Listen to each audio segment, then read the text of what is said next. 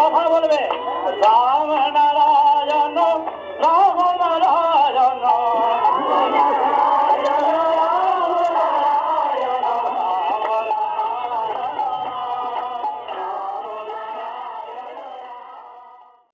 রাম ও নারায়ণ রাম। ঠাকুর শ্রী শ্রী বালক ব্রহ্মচারী মহারাজ তার ধর্মনীতি, সমাজনীতি লেখনীর মাধ্যমে সর্বসাধারণের মধ্যে ফুটিয়ে তোলার জন্য প্রকাশ করলেন করাচাবুক নামে এক পাক্ষিক পত্রিকা, যার মাধ্যমে আপামর জনসাধারণের মধ্যে এক আলোড়নের সৃষ্টি হয়, যার প্রভাব তৎকালীন রাজনৈতিক ক্ষেত্রেও দেখা যায়। 1965 সাল থেকে 1993 সাল অবধি প্রকাশিত সমস্ত পত্রিকার একটি শ্রবণ সংস্করণ অর্থাৎ অডিও ভার্সন বিভিন্ন পর্বে বর্তমান ও প্রবীণ প্রজন্মের কাছে উপস্থাপিত করার এক ক্ষুদ্র প্রয়াস। রাম ও নারায়ণ রাম। রাম ও নারায়ণ রাম ঠাকুর শ্রী শ্রী বালক ব্রহ্মচারী মহারাজের শ্রীচরণে অনন্ত কোটি প্রণাম জানিয়ে শুরু করছি আজকের করাচাবুক পাঠ। বীর পঞ্চক, 1 মার্চ 1966 সাল। ঠাকুর এখানে একটা রূপকের মাধ্যমে আমাদের দেশকে দুর্নীতিমুক্ত করার একটা রাস্তা দেখিয়েছেন। ঠাকুর বলছেন, 7 সমুদ্র 13 নদীর পারে একটি আজব দেশ, নাম তার হবুপুর। নাম ডাকে দেশটি যেমন একদিন বড় ছিল, আয়তনেও ছিল তেমনি বৃহৎ। লোকের মুখে দেশটির অনেক গল্পই শোনা যায়। আজ বলবো শুধু সেই পঞ্চবীরের কথা। স্বপ্নকালের সেই 5টি মুক্তিযোদ্ধা বাউলের মুখে মুখে যাদের জয়গাথা ছড়িয়ে পড়েছিল দেশে বিদেশে। দূর দেশ থেকে দলের পর দল আসত তাদের দর্শন করতে। তারা ছিল কিন্তু বিনয়ের অবতার। কর্মে ছিল তাদের নিদারুণ দক্ষতা, হৃদয় ছিল শুভ্র সুকোমল, কর্তব্যে তাদের ছিল অপরিসীম একনিষ্ঠতা। দেশকে তারা ভালোবাসত, দেশের জন্য হাসি মুখে তারা বরণ করে নিতে পারত মরণ। বহুদিন আগের কথা। হবুপুর দেশের সমৃদ্ধি ও প্রাচুর্যের অবসান হয়ে গেছে। শিক্ষা, দীক্ষা, কৃষ্টি সবের মধ্যেই একটা কেমন ফাটল দেখা দিয়েছে। বিত্তশালীর লোকদের প্রচার বেড়ে গেছে। রাজ্য শাসন ব্যবস্থার মধ্যে দেখা দিয়েছে দুর্নীতি, পক্ষপাতিত্ব, অনাচার ও অবিচার। সেই যুধিষ্ঠিরের বিচার আর নেই। বিনা দোষে দণ্ড হয়ে যায়, আবার দোষী নির্বিবাদে ছাড়া পেয়ে যায়। চারিদিকে দেখা দেয় অমঙ্গলের চিহ্ন। লোকে ভালো করে খেতে পড়তে পায় না, যাও বা পায় তার মধ্যে ভেজাল। খাদ্যশস্য পচিয়ে নদীর জলে ভাসিয়ে দেয়। বুভুক্ষু মানুষের পেটে কিছু পড়ে না, বিত্তবানকে আরও বিত্তশালী করার সুযোগ করে দেয়। কিন্তু মুমূর্ষুর ঔষধপত্র বা হাসপাতালে চিকিৎসার কোনো ব্যবস্থা করা হয় না। শিক্ষার ব্যবস্থাতেও গলদ। জনগণকে শিক্ষার সুযোগ দেওয়া হয় না, পাছে তারা প্রতিবাদ করার মতো বুদ্ধি ও সাহস পেয়ে যায়। দলীয় স্বার্থ রক্ষার জন্য শাসক গোষ্ঠী আইন ও শৃঙ্খলার রক্ষার নামে উৎপীড়নের সীমা ছাড়িয়ে যেতে পারেন। সঙ্গে সঙ্গে চলে প্রচার, বৈরী শক্তির অতিরঞ্জিত ক্রিয়াকলাপ আর কৃত্রিম অনটনের হৃদয় বিদারক কাহিনী। দেশের লোক অতিষ্ঠ হয়ে ওঠে, কিন্তু প্রতিবাদ করবার সাহস বা ক্ষমতা নেই। যাদের ক্ষমতা আছে তারা আত্মকেন্দ্রিক, সুখ সুবিধা অর্জনের জন্য ব্যস্ত, আর বাকি সব অজ্ঞ, নিরক্ষর, ভীত, সন্ত্রস্ত। এমনি একটি দিনে আবির্ভাব হলো 5টি মুক্তিযোদ্ধার। তাদের কোনো ইতিহাস ছিল না। নামগোত্রহীন 5টি বীর যোদ্ধা এক সূত্রে গেঁথে ফেলল তাদের জীবনযাত্রার পথ। দেশকে ভালোবাসাই হলো তাদের ধর্ম। আবিলতার মাঝ থেকে দেশকে উদ্ধার করাই হলো তাদের জীবনের একমাত্র উদ্দেশ্য। সুদূর প্রসারী প্রান্তরের এক কোণে একটি বটগাছ আর বাঁধানো একটি বেদি। ত্রিসীমানায় জনমানবের কোনো সাড়াশব্দ নেই। পরন্ত রোদের স্তিমিত আলোতে বটবৃক্ষের ছায়া পড়েছে। বেদির কাছে দেখা যাচ্ছে কয়েকটি মানুষের আনাগোনা। পিঠে তাদের কিট ব্যাগ, হাতে দণ্ড, চোখে মুখে ফুটে উঠেছে চরিত্রের কঠোরতা আর সংকল্পের দৃঢ়তা। বক্তা গম্ভীর কণ্ঠে বটবৃক্ষের দিকে মুখ করে বললেন, এসো আমরা এই বটবৃক্ষকে সাক্ষী করে শপথ গ্রহণ করি যে কোনো অবস্থাতেই আমরা আমাদের কর্তব্য থেকে চ্যুত হব না। শত বাধা বিঘ্ন, শত প্রলোভন সত্ত্বেও আমরা নিমেষের জন্য আমাদের এই পবিত্র সংঘের গুরুতত্ত্ব প্রকাশ করব না। শত নির্যাতনেও আমরা আমাদের সংঘের সভ্যদের তথ্য প্রকাশ করব না। মরণকে বরণ করব হাসি মুখে, কিন্তু কিছুতেই সংকল্প থেকে চ্যুত হব না। বক্তার বাণী উপস্থিত সকলেই সমস্বরে উচ্চারণ করলেন। বক্তা বললেন, আজ রাত্রিটা আমরা এখানেই কাটিয়ে দেব। কাল প্রভাতে আমাদের অভিযান শুরু হবে। আজ রাত্রেই আমাদের কার্যপ্রবাহ স্থির করে ফেলব। তারপর প্রয়োজন মতো নির্দিষ্ট স্থানে আমরা মিলিত হব। রাত ভোর হয়ে এসেছে। মুক্তিপথের বীর যোদ্ধারা তৈরি হয়ে নিলেন। হাতে দণ্ড নিয়ে যাত্রা করলেন শুরু শহরের অভিমুখে। কর্মব্যস্ত শহর, রাস্তায় চলেছে যানবাহনের অবিরাম গতি আর জনমানবের বিরামহীন পথ চলা, যেন কোনো এক অদ্ভুত উন্মাদনায় ভরা আকাশ বাতাস। বেলা দ্বিপ্রহর, টিফিনের ছুটি, কর্মীরা সব বেরিয়ে পড়ে কিঞ্চিত অবসরের আশায়। ক্ষুধা নিবৃত্তির উপকরণ নিয়ে ব্যবসায়ীরা প্রস্তুত। তোড়জোড়ের অভাব নেই, শুধু অভাব পয়সার। আজকের আবহাওয়া যেন অন্য দিনের তুলনায় একটু ভাবগম্ভীর। কোলাহল নেই, আছে চাপা গুঞ্জন। শোনা গেল কে একজন বলছে, শুনেছেন আজকের খবর? 4টে লোক দিনের বেলায় খুন, 5 জন হাসপাতালে পড়ে আছে, মরমর অবস্থা। জনতার মধ্য থেকে একজন উৎসুক হয়ে জিজ্ঞাসা করল, কী ব্যাপার মশাই, হঠাৎ খুন খারাপি শুরু হয়ে গেল কেন? উত্তর দিল আরেকজন, হবে না, ব্যাটারা অনেক দিন থেকে আমাদের ভোগাচ্ছে। দাও এবার ভেজাল দাও, দেখি কত বড় মুরদ। কে মশাই, কে করলো এসব? তা তো জানি না, নিশ্চয়ই কোনো দেশহিতৈষী হবেন। সমস্ত শহরে সাড়া পড়ে গেছে। রাস্তায় মোড়ে মোড়ে লোক জমা হয়েছে। চলছে উত্তেজনাপূর্ণ আলোচনা। কেউ বলছে শঠের সাঠ্যম, পাপের প্রায়শ্চিত্ত করতেই হবে। আবার কেউ বলছে একেবারে প্রাণে মারা কি উচিত হলো? ব্যবসায়ীরা ভীত সন্ত্রস্ত। সকাল সকাল দোকানপাট বন্ধ করবার উদ্যোগ নিয়েছে। টেলিগ্রাফ বেরিয়েছে, অজ্ঞাত আততায়ীর হাতে বিভিন্ন ব্যবসায়ীর লাঞ্ছনা, 4 জন নিহত, 5 জন গুরুতরভাবে আহত। স্পেশাল পুলিশের তদন্তের ভার গ্রহণ। বৈচিত্র্যহীন অনটনের যুগে লোকের কাছে এই চাঞ্চল্যকর উত্তেজনা নূতন খোরাক জোগাতে থাকে। দিনের পর দিন পত্রিকার জন্য উদ্গ্রীব হয়ে সবাই বসে থাকে নূতন ঘটনার অপেক্ষায়। শহরের বিভিন্ন অঞ্চলে ছড়িয়ে পড়ে আততায়ীর হানা। সর্বক্ষেত্রেই তার আক্রোশ দেখা যায় ব্যবসায়ীর উপর। কোনো ব্যবসায়ীরই রেহাই নেই। সেদিনকার পত্রিকায় বড় বড় হেডলাইনে লেখা, আততায়ীর গুলিতে সাংবাদিকের মৃত্যু। জামার পকেটে আততায়ীর চিঠি। চিঠির সারাংশে সাংবাদিককে অনুরোধ করা হয়েছিল সংবাদপত্রের মাধ্যমে কালোবাজারি মুনাফাখোর ভেজালকারীদের সতর্ক করে দেওয়ার জন্য। ব্যবসায়ীরা যদি অসাধুতা বর্জন না করেন তবে তাদের মৃত্যুদণ্ডে দণ্ডিত করা হবে। সাংবাদিককে সময় দেওয়া হয়েছিল চিঠিটা প্রকাশ করার জন্য, কিন্তু তিনি দেশহিতৈষীর নির্দেশ উপেক্ষা করেছিলেন। ফলে আততায়ীর গুলিতে তিনি বিদ্ধ হলেন। হবুপুরের সেই শহরটির পুলিশ বিভাগ ব্যস্ত হয়ে পড়েছে।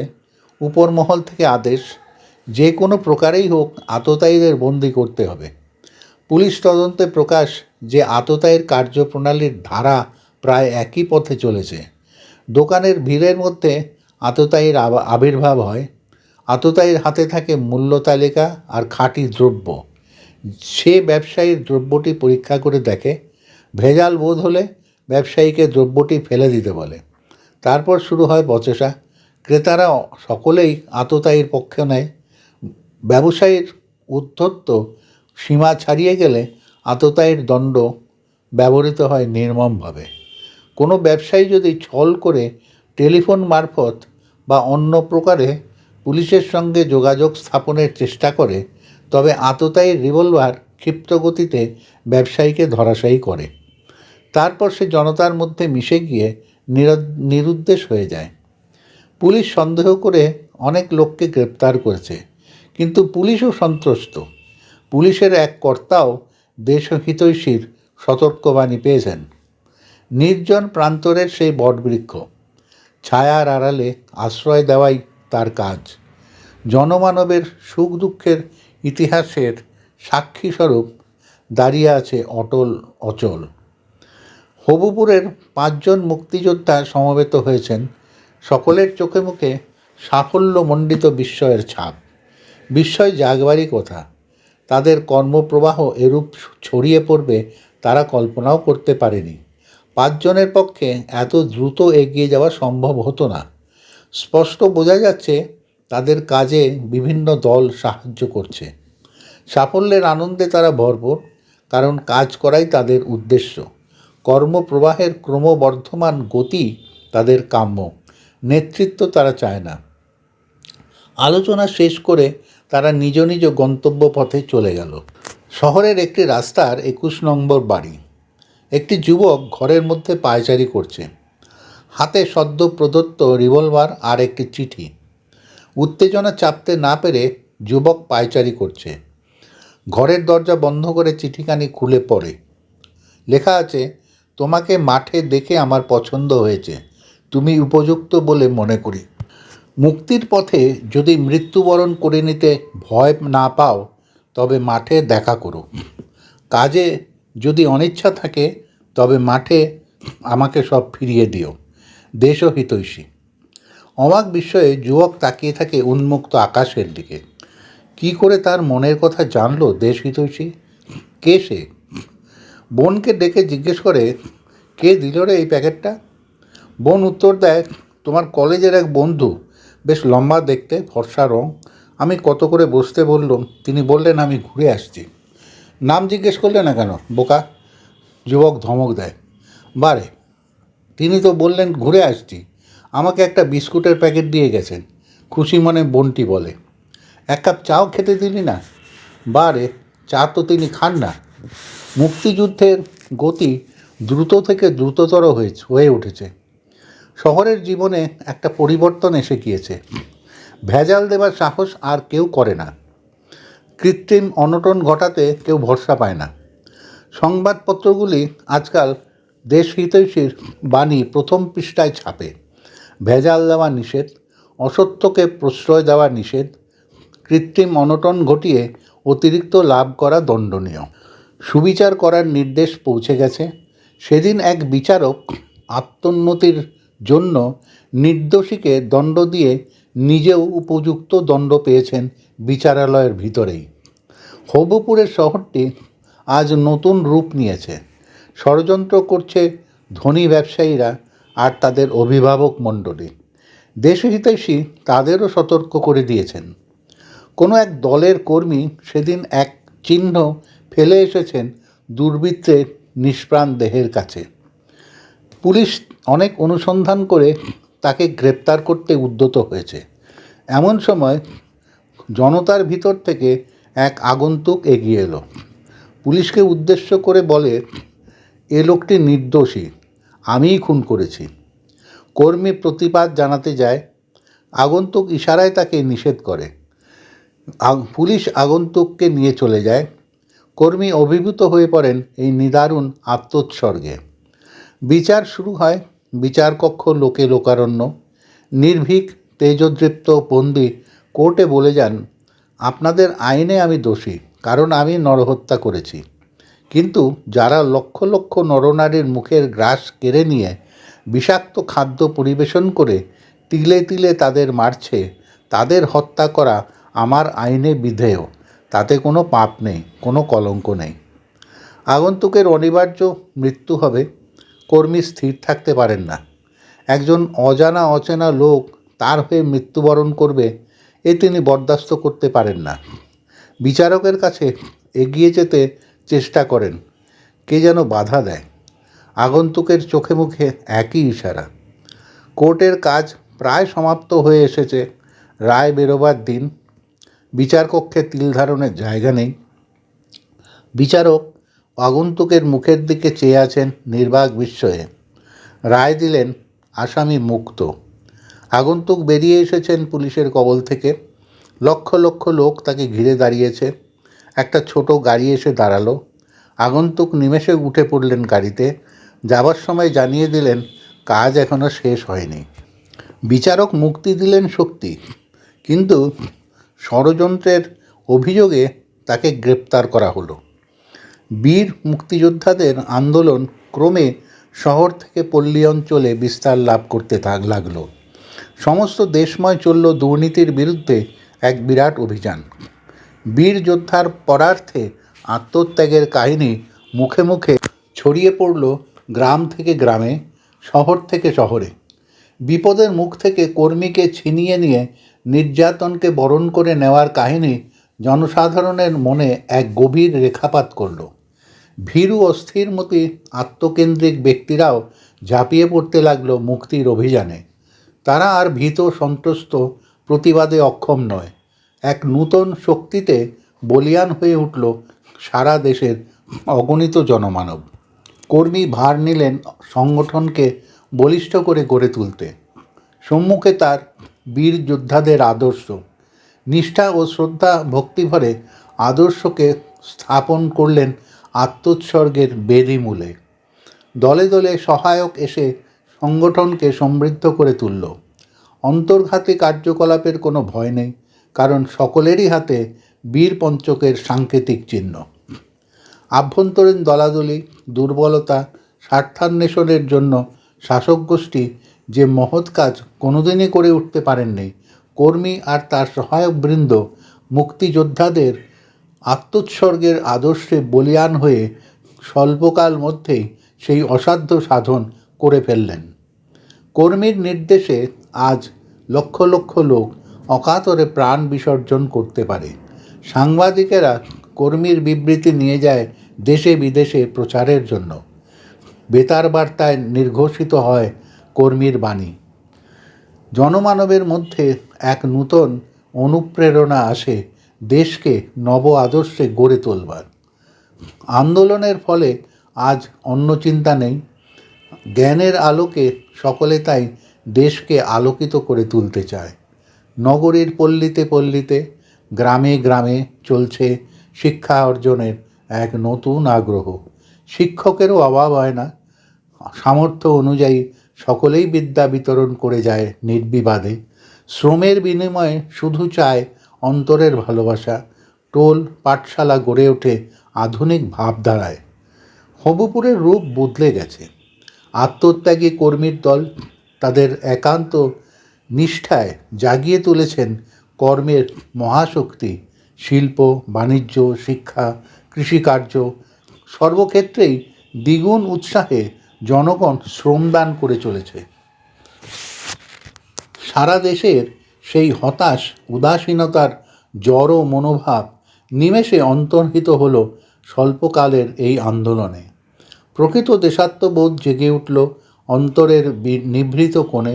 সঙ্গে সঙ্গে বিদায় নিল জাতির অলক্ষ্মী, অভাব, অনটন, অশিক্ষা, কুশিক্ষা সব একে একে অপসারিত হতে লাগল।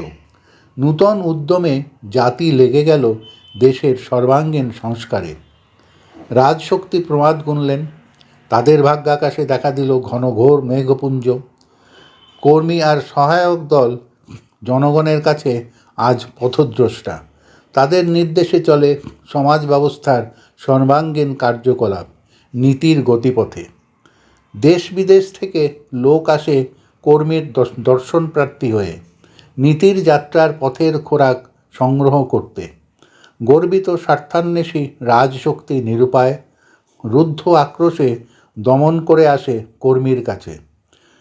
কৃত্রিম প্রশংসায় তাকে বিমুগ্ধ করতে চেষ্টা করে, সর্বতোভাবে সাহায্যের দ্বার খুলে তার কর্মকে পূর্ণ সাফল্যের পথে নিয়ে যেতে প্রতিশ্রুতি দেয়, কিন্তু অন্তরিক্ষে চলে গভীর ষড়যন্ত্র। দেশের সাধারণ নির্বাচনের দিন অগ্রসর হতে থাকে, চারদিকে তোড়জোড় চলে ভোট সংগ্রহের।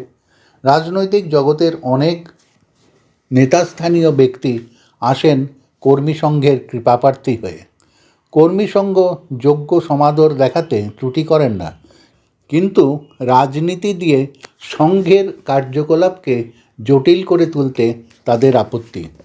জনগণ চায় কর্মী সংঘকে দেশের রাজনৈতিক হাল ধরতে। মধ্যরাত্রি পর্যন্ত আলাপ আলোচনা চলে। জনগণের স্বনির্বন্ধ অনুরোধ এড়ানো মুশকিল।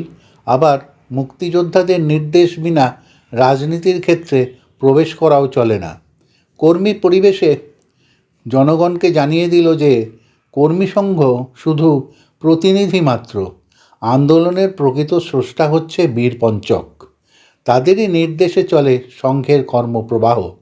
বীরপঞ্চকের নির্দিষ্ট কোনো আবাস নেই, কেউ জানে না কোথায় তারা থাকেন বা কী করে তাদের হদিশ মেলবে। সভায় স্থির হলো সংবাদপত্রের মাধ্যমে কর্মী জানাবেন জনগণের আহ্বান, জনগণের বিশ্বাস বীরপঞ্চক নিশ্চয়ই আসবেন। বিরাট জনসভা, লক্ষ লক্ষ লোক সমবেত হয়েছে হবুপুর দেশের সেই শহরের একটি মুক্ত প্রান্তরে। চারিদিকে যতদূর দেখা যায় শুধু মানুষের মাথা। সামরিক পোশাক পরা জনগণেরও অভাব নেই, পুলিশ পোশাকধারী জনতা তো আছেন। কর্মী সংঘ যেন একটু চিন্তিত কোনো অমঙ্গল না ঘটে। চক্রান্তকারী রাজশক্তির অন্তর্নিহিত বৈরিতা তাদের অজানা নয়। জনসাধারণ উৎসুক হয়ে আছে, প্রতীক্ষা করছে ব্যাকুল আগ্রহে। দূর থেকে শোনা যায় যানবাহনের শব্দ। ধীরে ধীরে অগ্রসর হয় বৃহৎ আকারের একটি গাড়ি। মত্ত উল্লাসে জনতা ঘন ঘন করতালি দিতে থাকে। মঞ্চের কাছে এসে গাড়ি থামল। 5 জন আরোহী ধীর পদক্ষেপে মঞ্চের দিকে অগ্রসর হলো। ঘন ঘন হর্ষধ্বনিতে আকাশ বাতাস মুখরিত হয়ে যায়। কর্মী সংঘ আরোহীদের সমাদরে অভ্যর্থনা করেন। কর্মীর মুখে কিন্তু ফুটে ওঠে বিস্ময়ের রেখা। ক্ষণিকের জন্য তিনি দিশাহারা হয়ে পড়েন, কিন্তু পর মুহূর্তেই আত্মসম্বরণ করে উঠে দাঁড়ালেন। জনতাকে শান্ত হতে ইঙ্গিত করলেন। তারপর ধীরে ধীরে বলতে লাগলেন, আপনারা বীরপঞ্চককে দেখবার জন্য উৎসুক হয়ে আছেন, আমিও কম উৎসুক নই, কারণ একবার মাত্র তাদের সাথে পরিচয় লাভের সৌভাগ্য হয়েছিল। সেই দিনটা আমার কাছে অতীব স্মরণীয়। আজও আমার চোখের সামনে সেই শান্ত সমাহিত মূর্তি ভাসছে। সামরিক ও পুলিশ বিভাগের ফৌজের অনেকেই আজ এখানে উপস্থিত। আপনাদেরই প্রশ্ন করি, জাল প্রতারকের উপযুক্ত শাস্তি কী হওয়া উচিত? চারিদিক থেকে শুধু এক রব উঠতে লাগলো, মৃত্যুদণ্ড। কর্মীর দৃষ্টি সামরিক আর পুলিশ ফৌজের দিকে নিবদ্ধ। তিনি স্বস্তির নিঃশ্বাস ফেললেন। কম্পমান আরোহীদের দেখিয়ে কর্মী বললেন, এরা আমাদের মুক্তিযোদ্ধা নন, এরা হচ্ছেন জাল প্রতারকের দল। চারদিক থেকে উত্তেজিত জনতা চিৎকার করে উঠল, ওদের খতম করো, ওদের টুকরো টুকরো করে ভাগাড়ে ফেলে দাও। কর্মী জনতাকে শান্ত করলেন, এরা সাধারণ প্রতারক নয়, এদের প্রতারণার পিছনে রয়েছে রাজশক্তির প্ররোচনা। কাজেই এদের বন্দি করছি, বিচার করবেন মুক্তিবীরেরা। সময় বয়ে যেতে লাগলো। কর্মী জনগণকে ভবিষ্যতের কর্মধারা সম্বন্ধে দু একটা কথা বললেন, বুঝিয়ে দিলেন নীতির পথের প্রকৃত সংজ্ঞা। জনতা মুক্তিবীরদের প্রতীক্ষায় চঞ্চল হয়ে ওঠে। গুঞ্জন শুরু হয়, হয়তো তারা আসবেন না, চক্রান্তকারীদের দল এখনও নির্মূল হয়নি, কাজেই আত্মপ্রকাশ করলে তাদের বিপদের সম্ভাবনা আছে। জনসাধারণ নিজ নিজ ভাবধারা অনুযায়ী মুক্তিযোদ্ধাদের অনুপস্থিতি সম্বন্ধে আলোচনায় মগ্ন। ঠিক সেই সময়ে জনতার মধ্য থেকে এক এক করে 5 ব্যক্তি প্রায় সবার অলক্ষ্যে এগিয়ে গেল মঞ্চের দিকে। কর্মী চিনতে পারলেন ভূমিষ্ঠ হয়ে প্রণাম জানালেন। জনতা উৎসুক হয়ে উঠল, হয়তোবা এরাই সেই বীরপঞ্চক। জনতার মধ্যে থেকে কয়েকজন তাদের চিনতে পেরে উল্লসিত হয়ে উঠল। কর্মী দাঁড়িয়ে উঠে আবেগ ভরে বলতে লাগলেন, বন্ধুগণ, যে কর্মী বীরদের দর্শনের জন্য আজ আমরা এই প্রান্তরে সমবেত হয়েছি, সেই মহানরা আমাদের সম্মুখে উপস্থিত। এরাই আমাদের মুক্তি আন্দোলনের প্রকৃত স্রষ্টা। কাজেই এদের নির্দেশানুসারে আমাদের ভবিষ্যৎ গতিপথ নির্ধারিত হলেই হবে সর্বাঙ্গীন মঙ্গল। আশা করি আপনারা সকলে একই মত পোষণ করেন। জনতা এক বাক্যে কর্মীর প্রস্তাবকে সমর্থন করল। কর্মী বললেন, তবে এবার আপনাদের বিষয়বস্তুর অবতারণা করুন। জনতার মধ্য থেকে একজন এগিয়ে এসে প্রস্তাব করলেন, সর্বসম্মতিক্রমে আমি প্রস্তাব করছি যে বীরপঞ্চকের নেতা দেশের শাসনভার গ্রহণ করে দেশকে সমৃদ্ধশালী করে তুলুন। আশা করি তিনি আমাদের মনোবাঞ্ছা পূর্ণ করবেন। জনতা হর্ষধ্বনি আর ঘন ঘন জয়ধ্বনিতে আকাশ বাতাস ধ্বনিত করে তুলল। ক্রমে সভা একটু শান্ত হলো। কর্মবীরদের মধ্যে একজন উঠে দাঁড়ালেন এবং জনতাকে উদ্দেশ্য করে বললেন, বন্ধুগণ, আপনাদের স্বতঃস্ফূর্ত অভিবাদনে আমরা মুগ্ধ। আপনাদের আমরা প্রণাম জানাই। দেশের শাসনভার গ্রহণ করবার যোগ্যতর ব্যক্তি আপনাদের মধ্যেই আছেন। সুষ্ঠুভাবে সংগঠন গড়ে তুলুন। দেখবেন যোগ্য ব্যক্তিরা নিজেরাই আত্মপ্রকাশ করবেন। দেশনায়ক নির্বাচন করতে আপনাদের কোনোই অসুবিধা হবে না। কর্মের ধারা দিয়েই ব্যক্তির ব্যক্তিত্ব বিচার করবেন নীতির মানদণ্ডে। বক্তৃতার কোনো দাম নেই। মনে রাখবেন, যোগ্যতর ব্যক্তির সন্ধান পেলে দেশনায়ককেও আসন থেকে নেমে দাঁড়াতে হবে। আমরা কর্মী, নেতৃত্বের পদে অভিষিক্ত হওয়া আমাদের সাজে না। কাজ আমাদের এখনও শেষ হয়নি। সেই অসম্পূর্ণ কাজের তাগিদে আমাদের বিদায় নিতে হবে আপনাদের কাছ থেকে। প্রয়োজন হলে আবার আপনাদের কাছে উপস্থিত হয়ে ধন্য হব। ভগবান আপনাদের সর্বাঙ্গীন মঙ্গল করুন। গাড়ি এসে দাঁড়ালো। বিদায় নিয়ে বীরপঞ্চক যাত্রা করলেন শুরু। গতির পথে নিজস্ব গতি নিয়ে নামগোত্রহীন কর্মবীরেরা ধীরে ধীরে বিলীন হয়ে গেলেন দিকচক্রবালে। অস্তমান রবি পশ্চিম দিগন্তে আত্মগোপন করলেন। কর্মীদের গণ্ড বেয়ে পরে কয়েক বিন্দু অশ্রু। বিচ্ছেদের মাঝে পায় মিলনের ইঙ্গিত। রামনারায়ণ রাম। প্রিয় শ্রোতাবৃন্দ, আপনারা আপনাদের মতামত কমেন্ট করে জানাবেন এবং শেয়ার করে সবার মাঝে ঠাকুরের কথা ছড়িয়ে দেবেন এবং সাবস্ক্রাইব করে দেবেন, যাতে পরবর্তী অধ্যায়গুলো আপনাদের কাছে সহজেই পৌঁছে যায়। রামনারায়ণ রাম।